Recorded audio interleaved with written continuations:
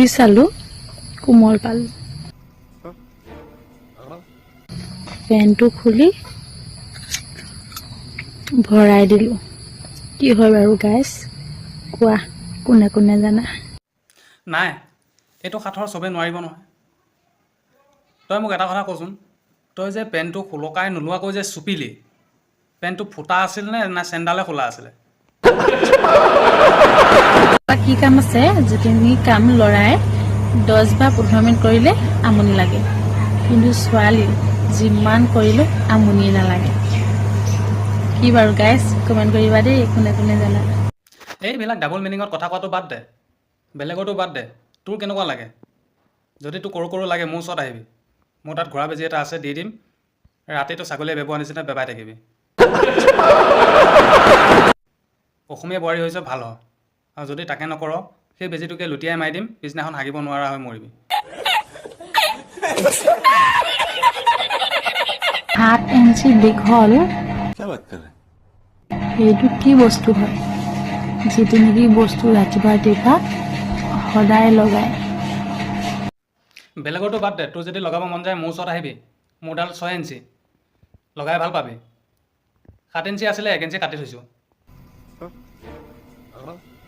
বাৰু অ' গাইছ, তোমালোকে কি বুলি ভাবিছিলা? কমেণ্ট এটা কৰিবা, মই পিছে বাৰ্ছডালৰ কথাহে কৈছোঁ। 1 ইঞ্চি কাটি থৈছোঁ বাৰ্ছডাল দেই। জীৱনটো বেয়াকৈ হেং মাৰিছে বে, কেনেকৈনো ৰিষ্টাৰ্ট মাৰোঁ ভাবিয়ে পোৱা নাই, কিন্তু কৰোঁ জানো বাল কেলা। তই চিন্তা নকৰিবি, মোৰ তাৰ ৰিষ্টেট মাৰিব পৰা এপছ এটা আছে দেই, একদম 5G নেটৰ নিচিনা ফৰফৰাই মাৰি থাকিব।